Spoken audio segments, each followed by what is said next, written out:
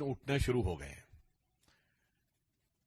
दिल्ली के so called actual मुख्यमंत्री, जो वास्तविक अर्थों में फैटल मुख्यमंत्री साबित हुए हैं, जो नित्य प्रति कार्य करने की बजाय उठकर एक सवाल पूछने लगते हैं, जबकि वो भारत के इतिहास की सबसे शक्तिशाली, संख्या की दृष्टि से सबसे शक्तिशाली सरकार उनके पास है, उसके बाद भी वो सवाल पूछते हैं। मगर आज कुछ बहुत गंभीर प्रश्न इस विषय के ऊपर उठकर खड़े हुए हैं कि जो सीएजी रिपोर्ट्स थी, आपको पता है कि सरकार के आर्थिक आय व्यय का मूल्यांकन CAG, comptroller and auditor general के द्वारा किया जाता है, राज्यों में भी और केंद्र में भी।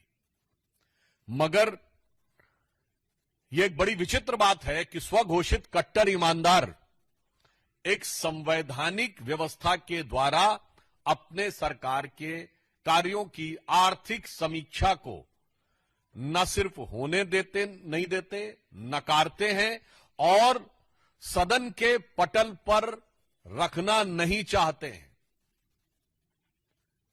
और इसलिए दिल्ली हाईकोर्ट ने भी, जो प्राप्त सूचना है मीडिया में, उसके अनुसार दिल्ली हाईकोर्ट ने एक ऑब्जर्वेशन यूज किया है कि Delhi government is dragging its feet, यानी अपने कदम खींच रही है इन प्लेसिंग द सीएजी रिपोर्ट, अर्थात दिल्ली की सरकार सीएजी की रिपोर्ट सदन के पटल पर रखने से कदम पीछे खींच रही है।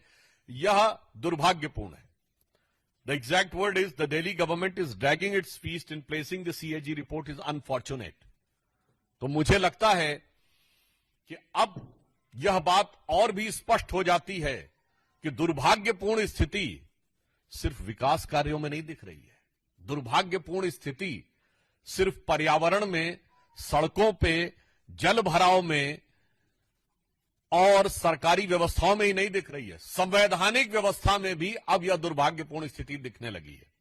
इससे पूर्व करीब अक्टूबर के महीने से लेकर आज तक तकरीबन 1 दर्जन सीएजी की रिपोर्ट्स हैं, जो आर्थिक समीक्षा की रिपोर्ट्स हैं दिल्ली सरकार की, जिसे कि दिल्ली के विधानसभा के पटल पर नहीं रखा गया है, जिसको लेकर प्रश्न पूछे गए हैं और न्यायालय के द्वारा भी यह प्रश्न उठाए गए हैं।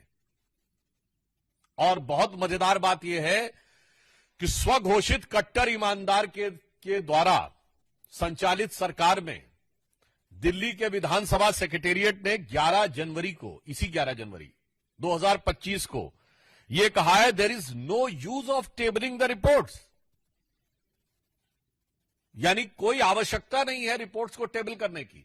जबकि हमारे 7 विधायकों ने इस विषय को लेकर लिखित प्रतिवेदन विधानसभा अध्यक्ष को दिया कि जो सरकार की आर्थिक समीक्षा की रिपोर्ट्स आ रही हैं, उन्हें सदन के पटल पर क्यों नहीं रखा जा रहा है।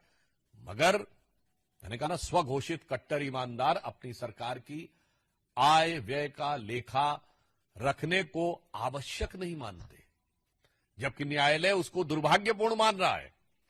इससे यह साफ हो जाता है कि ये एनार्किस्ट तो है ही, यह आपदा तो थी ही, आर्थिक आपदा भी है, राजनीतिक आपदा भी है, विकास की आपदा के साथ साथ अब आम आदमी पार्टी की सरकार में संवैधानिक आपदा भी है।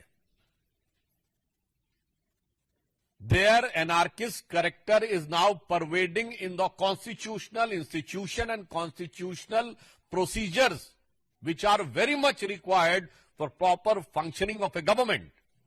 आप स्वयं सोचिए, यदि सरकार की आर्थिक आय व्यय की समीक्षा को सार्वजनिक ही नहीं करना चाहेगी सरकार, तो क्या यह अपने आप में एक बहुत बड़ी संवैधानिक चुनौती नहीं है? और मजे की बात यह है कि जो अपनी सीएजी रिपोर्ट सदन के पटल पे नहीं रखते, वो हर बात पे आके सवाल पूछते हैं। सरकार आपकी है, मुख्यमंत्री आपकी हैं। वैसे तो मेरे विचार से अस्थायी मुख्यमंत्री नहीं, सरकार ही अस्थायी है, जो कि अब चंद दिनों की मेहमान है।